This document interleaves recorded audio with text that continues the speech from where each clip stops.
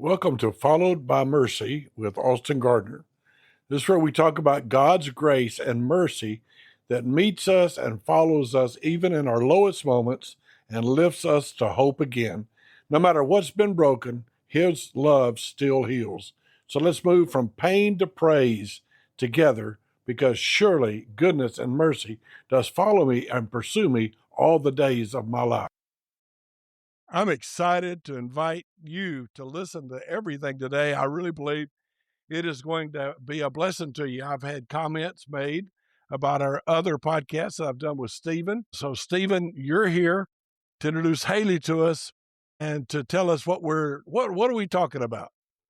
So we're here with Haley Thomas, and she was my very first connection to Black Flag International, which is the private security company that I work for. And she introduced me to the nonprofit that they have called Black Flag Innocence Foundation.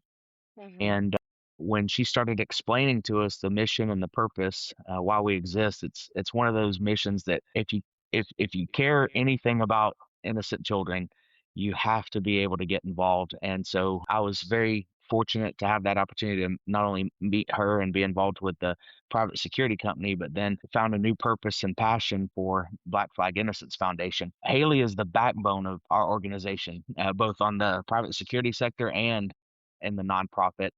She's one of those multi-tools, if you will. She handles about everything.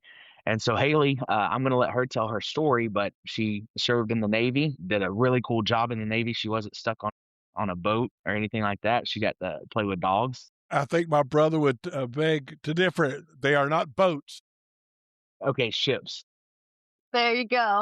Sorry, John, if you're listening, sorry. But she got to play with dogs and get paid to do it. And so she was a K9 handler, and I'm going to let her take over Yeah, and talk a little bit about herself. Haley, why don't you just tell us who you are? And before we really dig into a lot of who you are, I want to ask you questions about that. But Okay. what is Black Flag, period? Black Flag period. So we have Black Flag International, Executive Protection Agency. We focus all of our security services around high net worth clientele. We can do anything that you can think of. Quite literally, there's nothing we can't do, but we do provide an extensive amount of services as far as like residential security, close protection, transportation of high value goods, even as far as events as well. So those can get dove into at a deeper topic if you'd like to. We can pick those apart, as well as our Black Flag Innocence Foundation, which is our nonprofit. Counter trafficking of children is our mission as far as like protection and rescuing and getting those children out of such dire situations. So, as a whole, it's made up of better known and operated. Each one of my guys comes with such a diverse background and their military background or law enforcement background to the table. And because of that, we're able to be so successful in every area that I just kind of highlighted on. Okay, so why don't you just tell us about Haley? Introduce us to her. Okay. Hi, guys. I'm Haley. And I just actually got out of the Navy myself. I detached in December and actually just participated in the SkillBridge program. For those of you who don't know, SkillBridge is a internship program designed for service members to transition out of the military very smoothly. It gives the service member a 6-month window to exit out of the military early on. And SkillBridge is a blessing. If you ask me, it's uniquely designed so that way service member can retransition into the civilian world, into any sector of the civilian world. So I started my skill bridge back in August. And during that time, I was interning at an equine therapeutic center where they specialize in equine therapy for veterans who struggle with PTSD, anxiety, and trauma. During that time frame is when I started scouting out what's my next step, right? Where am I heading? Am I going to be working for in the nonprofit industry or like security world still being my background with dog handling and MA, which is Master at Arms in the Navy. And how I found Black Flag is its own story and a God story, if you ask me. But truly, I didn't see this for myself prior to getting out, and I'm so thankful for the opportunity. But that's how I kind of unfolded into this opportunity that I have now. Well, Stephen is a very personal and good friend of mine. I've known him basically. He wasn't in diapers, but it wasn't that far off. And so I was 14. Okay, well, Okay. so he wore his diapers a lot longer than most people. Say, maybe like development there. But Stephen speaks very highly of you, and so there's a lot of interesting questions here. Yes. How did you become a canine handler in the Navy, and how long were you in the Navy? 7.5 years. I actually started off as a reservist my first year. And then there was a moment impressed upon my heart where I went to the Lord and asked him, what is it that you have the calling, like, what's your calling on my life?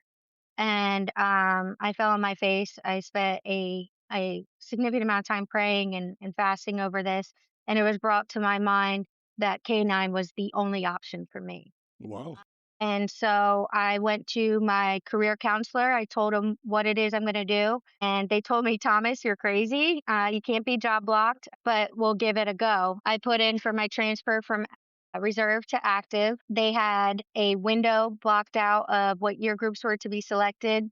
They called me, Thomas, you didn't get selected. Sorry, try again next time. 30 minutes later, he's like, Thomas, I don't know how you do this, but you got selected. So I went and got the orders to go RCDAEC, and then I then waited for my actual orders of placement. And originally selected for Poland. I was defeated because there's no kennels in Poland. But then again, I got a call and they were like, you're going to Bahrain and you need to be there in 30 days. And so, which normally reservists get like 6 months before they go and PCS off into their first command as active duty. And so I went to Bahrain and I asked every question necessary to figure out how do I get into the kennels. And they have a strict protocol in how people are authorized to even be in the kennels working, OJT essentially. And I hit every check mark that I needed to get myself in the kennels and start training and learning the life of a handler. And so then through that process is I got selected for dog school, went to dog school, and from there I went and worked as a handler out of San Diego, which was my most recent and last active duty command. For those of you listening or watching, this is podcast. I call it "Followed by Mercy" because the Bible says, "Surely goodness and mercy shall follow us all the days of our life," and that word in the Hebrew is pursue us, chase us. And you just listen to Haley tell you how God has just been chasing her with mercy. And she sought the Lord, and the Lord answered. And so I just want you to know that it's really not theory, Right. it's practical. It Yes. works in our lives. And Yes.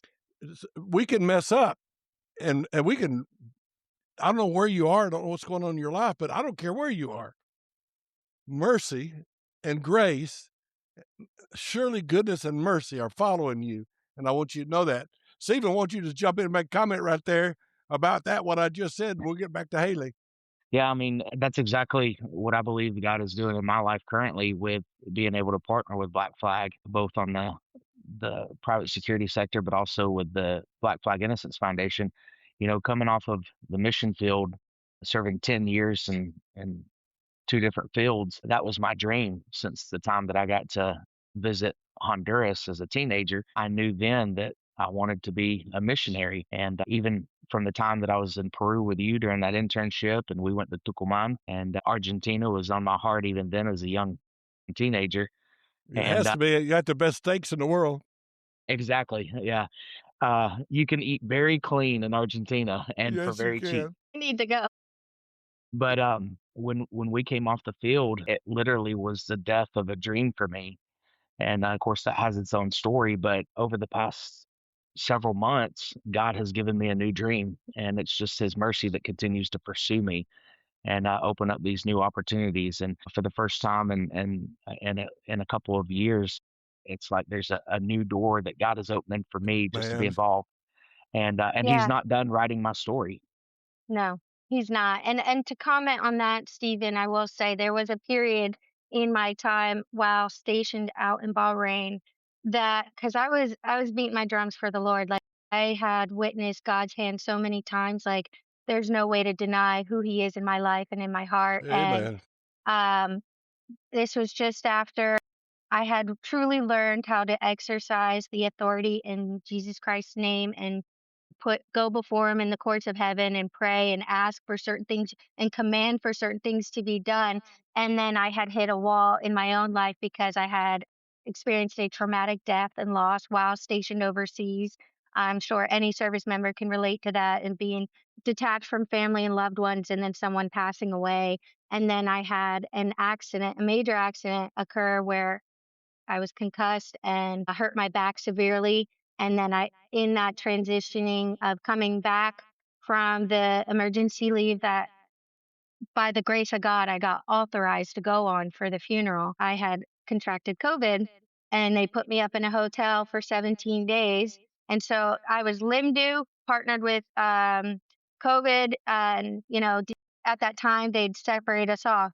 I share all of that to say, like, I had come back from that and I had almost given up on canine. There was this long period of like I had come back from that and felt defeated and felt like I was not hitting the target with picking up orders and for dog school.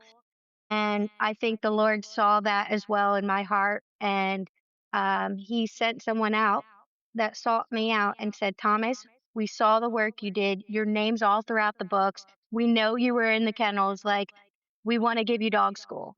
And so that to me was like, it was just another reassurance of who he is as my father.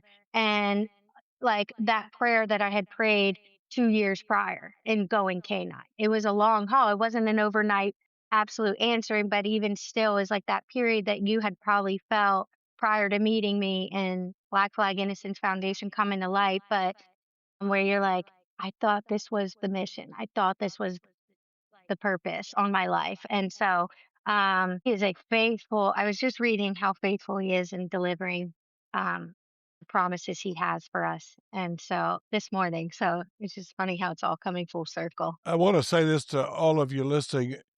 Now, we're going to talk about rescuing the children, but I need to help you that are listening, because you can get stuck on what happened.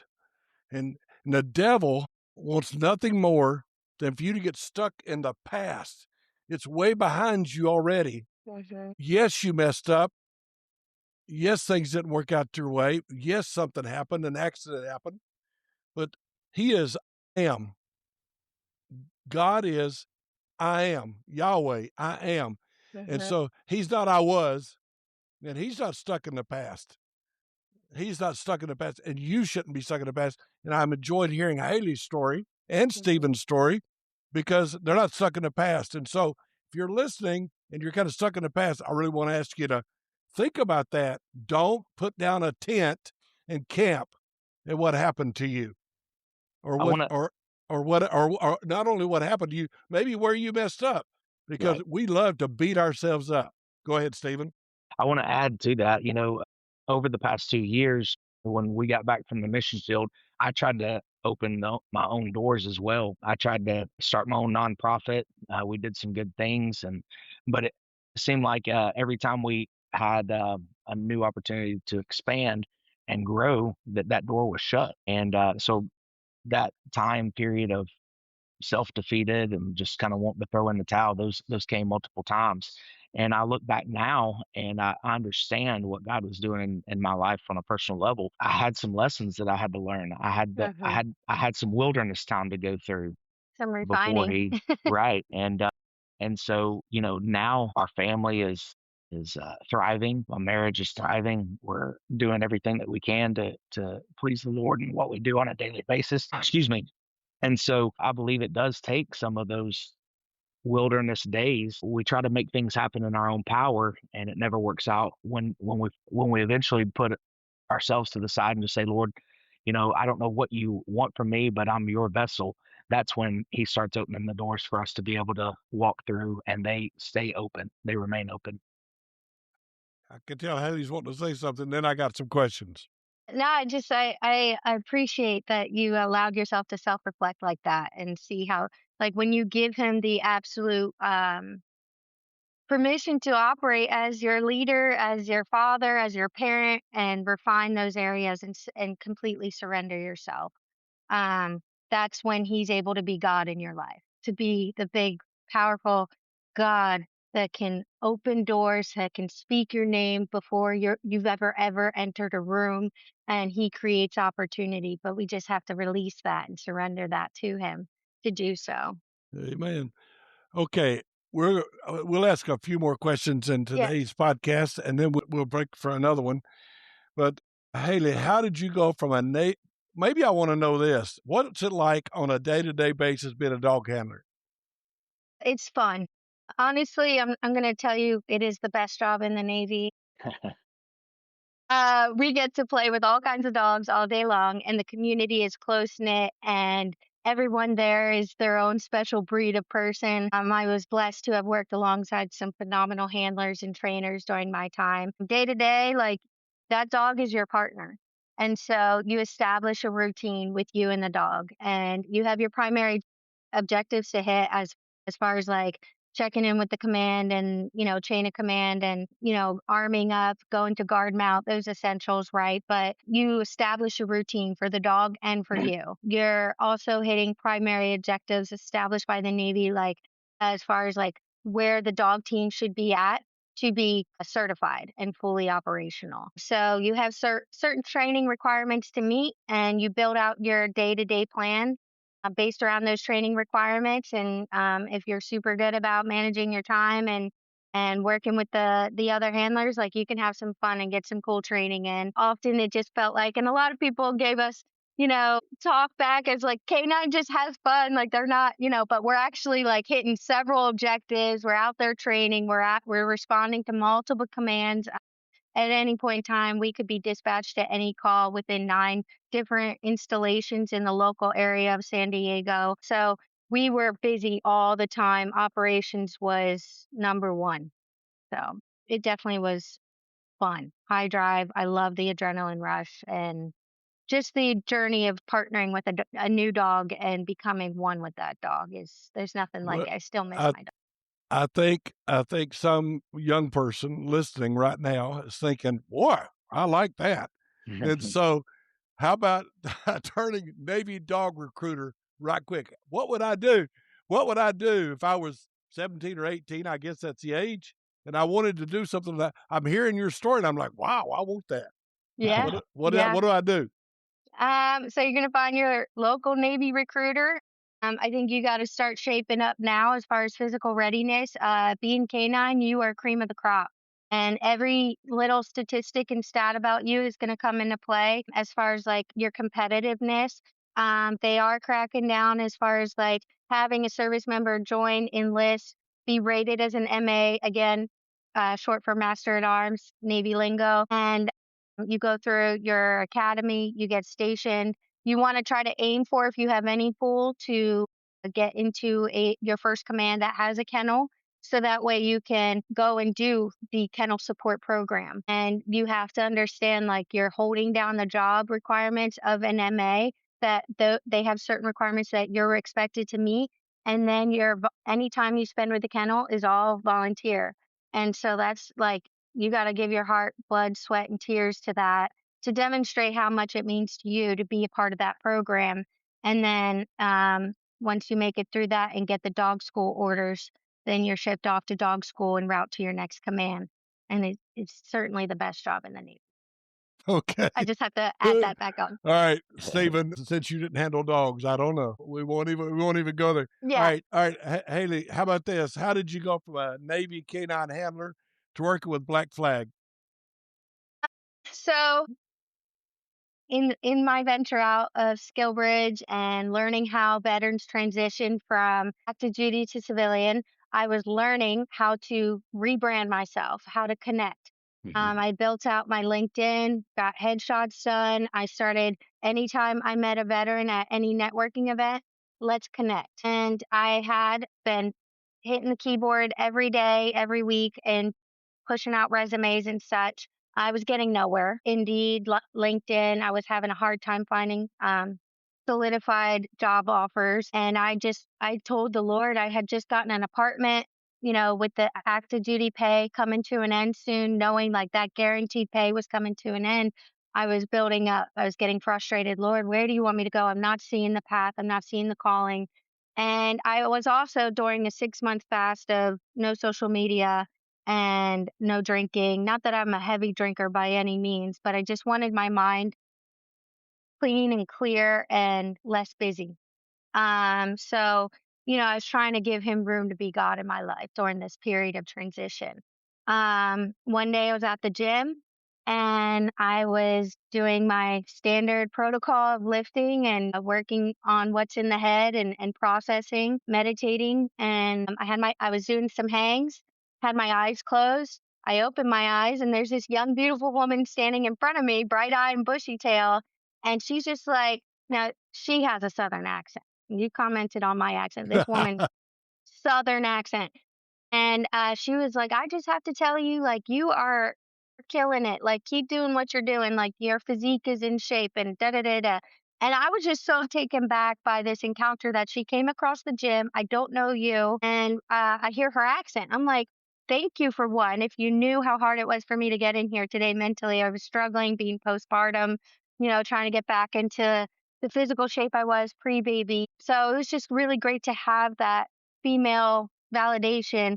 And then I asked her, I was like, where are you from? Because you're not from here. And she starts telling me her story. Her husband's a retired Green Beret, owns a security company. And all of a sudden, all these bells and whistles are going off in my head. I'm like, ding, ding, ding, can we connect?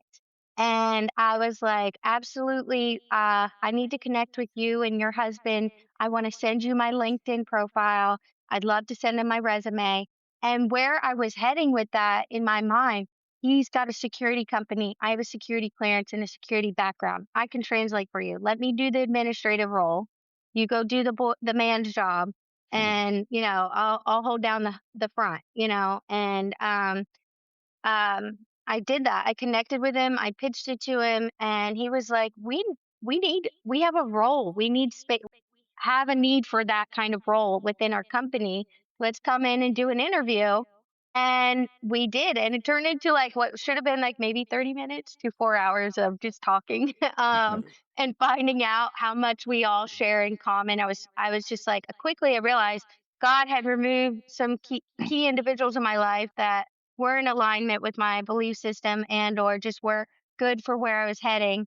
And then all of a sudden, my whole network of personnel are aligned with believers and like-minded individuals who have a mission and they're mission oriented. And so truly it felt like God was, I mean, he did all of that. I was the one sitting there trying to do all these resumes and scouring the internet and making calls. And I didn't have to work for that. God preordained that. Like he allowed it to come to pass. And it was just an amazing way to see God unfold and execute everything. So fell into the role as an executive assistant and operations manager here at Black Flag and utilizing the skills I've developed in the military as far as like supervising as a patrol supervisor and, seeing how we conduct operations over there systematically. And then as well as my bachelor's in business administration that helps kind of bring it all together as far as being able to support in an administrative capacity. Well, I'm going to let both of y'all help me with this because I want to stop talking about Black Flag and I want to help people listening. You see, God is the one doing the work, without a doubt. But if you stay camped in your past and you keep letting garbage beat you up, then it's not going to work. Real faith is going to say for you to step out and say, I'm trusting you, Lord, and I love you. But it's not a matter of not working. It's a matter of trusting. And so you are going to work and you got to get your head right. Stephen, do you want to say something about that? And then let Haley. Yeah, when we do try to make things happen in our own power, every veteran I know, every service member I know, we're used to, in the absence of orders, we create our own. But that's not how God works. We follow the orders. We know what the Bible tells us. We know what we should be doing. And as we're obeying, as we're living in obedience, that's when he presents us with these new opportunities. It's not that we're having to work for his approval or anything like that. We're working already approved by him. And when we start to live that way and we believe that, then we're simply following what he wants on a day-to-day basis anyway. That's when he opens up greater doors for us. And I know that that's been true in my life. There's been many times where I tried to force something to happen that Mm, wasn't his will. And that's when you fall flat on your face. That's when you yeah. feel defeated, is that you're trying to live in your own power. And when we finally let go, we're doing the work. Yes, we're living in obedience. But when we trust God to bring us to the point and place that He wants us and not where we want to be, Mhm. He provides for us more than what we could ever have wanted for ourselves. You know, Amen. I I, I know it's your life first, but Romans 8:28, all these things that work together for what? For good. All the good, the bad, the ugly, all these things work together for good to them that love God, to them who are the called according to His purpose. And so when we live with that in mind, that whether we experience good or bad, those things God was using in our life to mold us into an instrument that He could put to good use. And so, yes, I live with regrets. Yes, I have a past that I'm ashamed of, but at the same time, I'm thankful for going through those experiences for God to mold me into who I am today, to where I can be ready and prepared for the next venture. Before Haley Mhm. speaks, let me just say this. Our regrets are under the blood and forgiven. Yes. And the one who likes to pull out your regrets and beat you upside the head with them is not your father. Mm-mm. It is not your father. Everybody listening, we live in the land of regret. Instead of, and what you got to do is rewrite the story. You might have messed up, but God turned the garbage to good. And Mhm. he takes even your messes, turns it to good. Haley, you're looking like you want to just preach. Go ahead.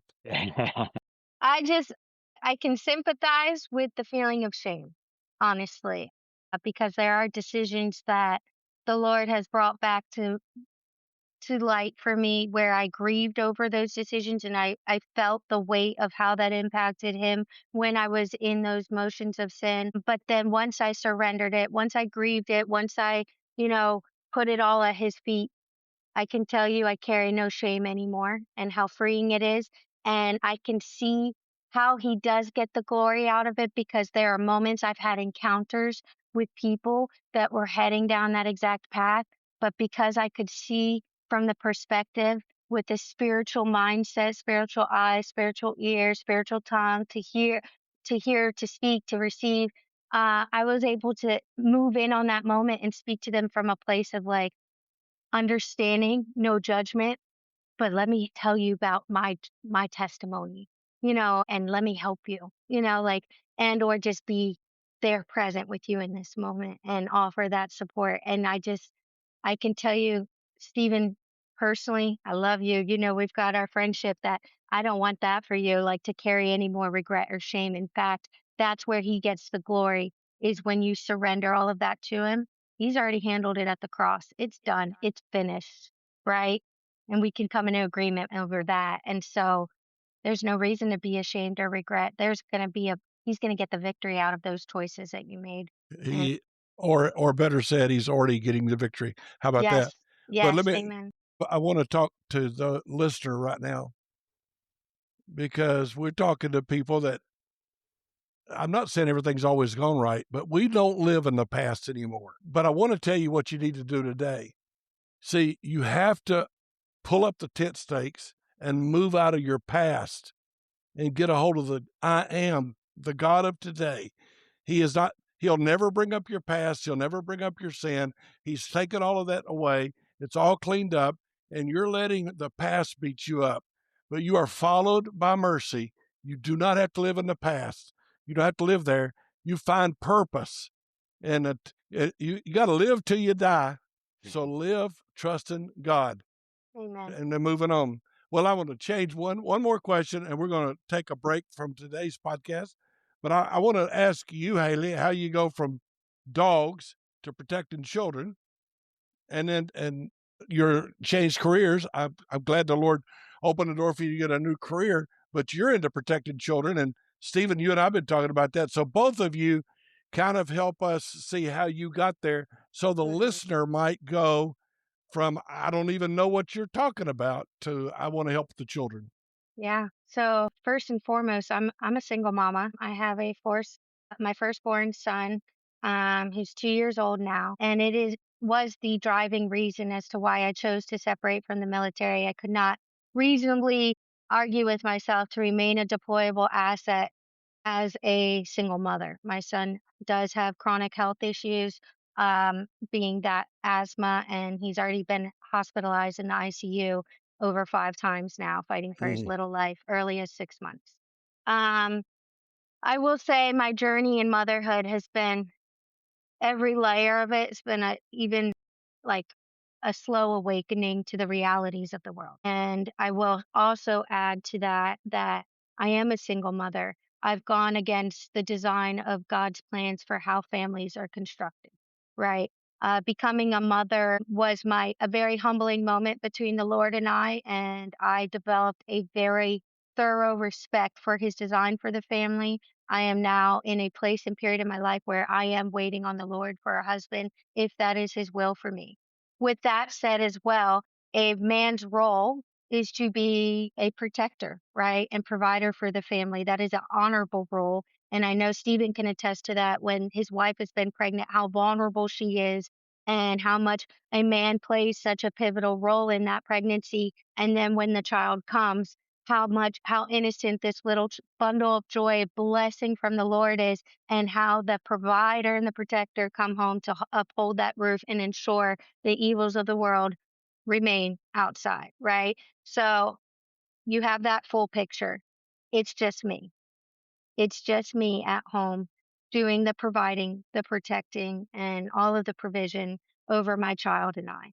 And so I do live on the day to day, especially working for Black Flag Innocence, very aware of how vulnerable I am and how vulnerable my child is. Yeah. I was listening to the Vets for Child Rescue podcast done by Craig Sawyer, and they were going over statistics. And while every child is vulnerable, it's important to know that specifically children, baby boys, are more vulnerable coming from a single parent home, because predators see them as a easy target to groom. And I know we're talking heavy terms and heavy topics now, but that hit me harder than you can imagine. I get angry over these discussions. I have a hard time going out in the public without being protective over myself and my child and being aware of my surroundings at all times. From how I position myself at the gas station, at the pump, to knowing my surroundings and exits and ingress and egress routes to every restaurant and gas station. I very rarely go into a Target or Walmart anymore. I'm picking up my orders because you have to be aware in the parking lot. You are followed, you are tracked out of a store, they watch how you move to see how unaware you are. And so, seeing what's happening to these innocent blessings from God and how vulnerable they are, and knowing my child is even more vulnerable because I am a single parent. It fuels me, it angers me, but it like it's a righteous anger. Like I want other single mothers to know. I want single parents to know, but especially single mothers to know like it's not okay to shove your head in the sand and not pay attention to what's going on and how these predators move and how they're executing, especially with social media, online platforms such as or games, Roblox, Minecraft, all of these different avenues to your child. When you're and it was said on the Sean Ryan podcast, but you think you're giving your child a phone to have access to the world when in actuality you're giving your child a phone for the world to have access to your child. And there's just so many avenues to our children being, I mean, we're talking about AI being utilized now for FaceTiming and setting themselves up as a parent, calling the child and instructing the child to open the door now. They're under attack. Our children are under attack is what I'm trying to get to here. And so that's my mission. That's my fuel for the drive as to why I have a voice in this fight. And I think what's been my biggest um, change and everything is just educating myself. Surrounding myself with like-minded individuals who are educating me on how to be protective over my house and home, and what to carry as a sidearm. What to how to carry yourself and conduct your business in public. Like it's not okay to be walking through the parking lot with your face in the phone. When you're in the store, you must be aware of your surroundings at all times. Your child could be yanked out of that buggy at any point in time. You got to pay attention. You got to wake up. And I don't think children need social media, access to social media, point blank. So, I don't like one thing you said at all. And I know it. I think it's got to be said. You said you can. I want you to just hit it again, and Stephen can jump in. I think Stephen has sheepdog syndrome, and so which is great. But you said you think you're giving your child access To to the the world. world, but the world is getting. I want that. I want anybody to listen. I want them to hear that.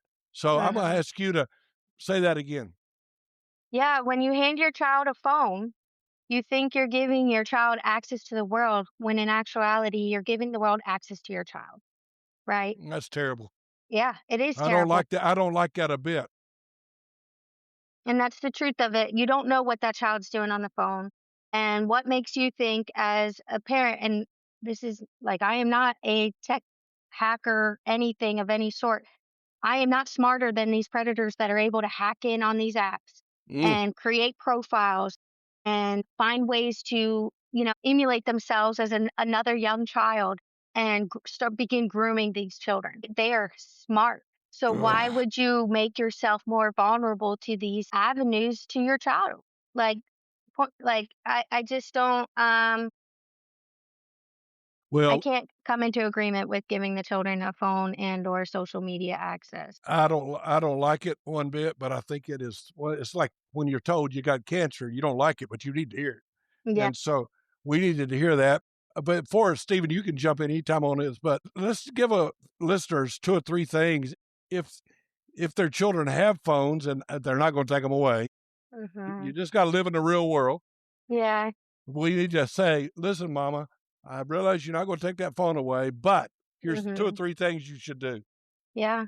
I would, number one and foremost, be involved in every area of the phone, right? Like understand what apps they have. If they do have social media, go through that, comb through it. Who's their followers? Who are they following? What's their algorithm looking like? I would insert as many blockers and parental blockers that you can, but also educate yourself on other resources out there to help, filter out any blockers that could be implemented onto the phone if need be, as well as educating your child, right? Talk to your child at I their think it, level, right? Give them signs and symptoms and behaviors to be aware of, right? I had this tough conversation with my 9-year-old niece recently because I jumped on her social media and I told her, I was like, I could tell where you go to school. I can tell you who your friends are. I can tell you when pickup and drop off time is. I can tell all these things. And guess who else can tell? And I was like, Everyone. and then the type of content she's posting in her little beautiful innocent mind may seem innocent to her, but to a predator's perspective, your daughter's dancing for them, you What's that know? Navy term? That Navy term that y'all said many times. I've even heard it. Loose lips sink ships. Mhm. And that's Mhm. exactly what we're doing when we post our entire life on social Yep. media. And they And think it's innocent, that exactly, yeah. yeah. Yeah, I'll tell you this. Statistically, the majority of ambushes that were successful overseas were done because of situational awareness, or a Mhm. lack of it. When you see soldiers with, laying their heads on their weapons, not paying attention to their surroundings, not alert to what's going on, they become soft targets. And in the world that we live in today, when we bury our faces in our phones out in public, when we are not paying attention to our children, that's when we become soft targets for these predators to take advantage of it. And Yeah. then that includes the social media platforms and the video games and all of that. Today is Neelan, our youngest son's 10th birthday. And I can tell you, there's times where just overhearing, I don't know, I don't get it. I watched cartoons at that age, but they like to watch those YouTube shorts where they're opening presents or Mm. they get these gifts, and it's like, okay, that's nice and innocent and whatnot. But then the next video that pops up that they didn't search for could be full of innuendos. It could have bad language. It could have Mhm. all sorts of topics that a 10-year-old should never have to worry about. Yeah. And so it's not. it's not that they're searching out these They're being opportunities to be targeted. attacked. Exactly. They're not They're being searching targeted. these videos for to be targeted. They are being targeted. They're Mhm. being hunted, Mhm. and that's done by design. And so being able to be involved, to follow up, to look at and be accountable, have your children be accountable to what they're doing on social media and on the video games and things like that. That's part of having that situational awareness. Yeah. Another military term that we use is operational security. So what that means is you keep your mouth shut about sensitive information. There's no sense in posting your daily schedule, where you're going, where your kids are, what they're doing all the time. You want to snap some pictures at their ball practice, fine, but leave out where they're having ball practice. You don't have to tag the location. Not even that. I would just say altogether, don't post your children anymore. Stop posting your children. Just, I was the mother who did it. Okay. Full transparency. First year of his life, I was posting that he's 3 months, he's 4 months, and it was fun. Then I got here into this point of like supporting Black Flag Innocence, and I wiped my Instagram clear and clean. I'm still having to, I'll get memories on Facebook that I need to delete my child's face. Don't post your children. Why are we doing that? Giving them clear, easy targets. And it's that complacency as parents where the day to day, the running down, the exhaustion, the I just gotta, pacify my child and get them to stop bugging me. I get it. I get it 24/7 from my child. But at the end of the day, like you have to have a standard and these are gotta be very clear. We're not posting our children online. We're not posting where we're going and we're not allowing them access. And if we are going to allow them access, it's going to be monitored thoroughly. And maybe it ought not be a babysitter for us. Right. Mhm. Mhm. Right. I'm going to ask one other question, and I did not warn you of this, so I don't know if you I don't know if you know the answer. But are there not apps that appear innocent to mom and dad because they're kind of ignorant, and the kid Mhm. knows that when they click on this, or I don't know how it works. I am ignorant, but are there apps like that that the people are using to get it to our children if parents don't watch it? Roblox and Minecraft, I know are wildly being talking about, especially with the game 764. They are doing wildly horrific things to children and grooming them to do satanic things to children. I do know, and I've heard of other apps where predators can create profiles that portray them as at that age if they want to target a child, a boy or girl at the age of 13. That they can then create the profile in that sense and then zero in on the child group that way. Um, but it doesn't, I think every parent should just research every app that your child is desiring to partake in and do your background checks on it. Because there's room for these hackers are finding every which way. They're finding every which way, and I will be the first one to tell you I'm not smarter than these hackers. So like, why am I gonna, partake in something I know they can outbeat me on? So, it's overwhelming as a parent because there's so many avenues to monitor. So it's a bit long-winded answer for you there, but yeah, those are just I know definitely Roadblocks and Minecraft, Snapchat Snapchat. is another one that they love Yeah, to they utilize. we think that they're just taking pictures with funny Mhm. filters and everything, Mhm. but they get on there and they can find out just about anything that they want just through Mhm. Snapchat. And then not only that, but Snapchat deletes messages. It deletes Mhm. things so that there's no history after a certain period of time. So you have no idea what sort of conversations your children are having with these people that they've never met in real life. Mhm. Mhm. Well, I really believe y'all have helped us a lot. I don't like everything I've heard. Fact is, I don't like a lot of what y'all have said. Because I have 20 grandchildren, and I now have 4 great grandchildren, and I don't want them hurt. Mm-mm. I do not. I went to visit my grandson yesterday, who's 25, and he's got an infection. He's been out of work now like 3 weeks. He was in the hospital over a week. He's going to see an infectious disease doctor. He's taking 3 injections a day for weeks.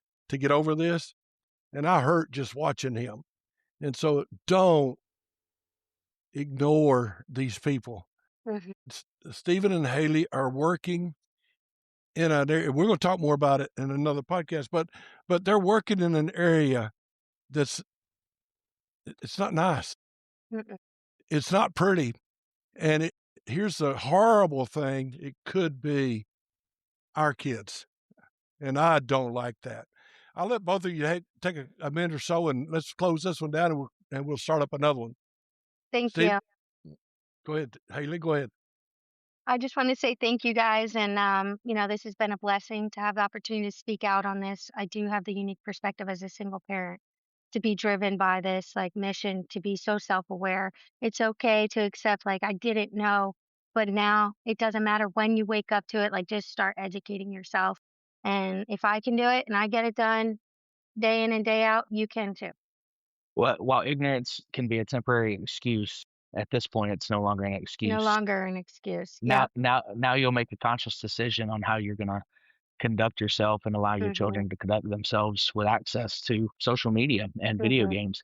I will say this concerning Black Flag Innocence: we exist to fight this battle for you, but that doesn't negate your personal responsibility. We exist to where we want to do the investigation. We want to kick in the doors. We want to help these children get access to the help that they need in the aftermath, but it doesn't negate your personal responsibility for prevention.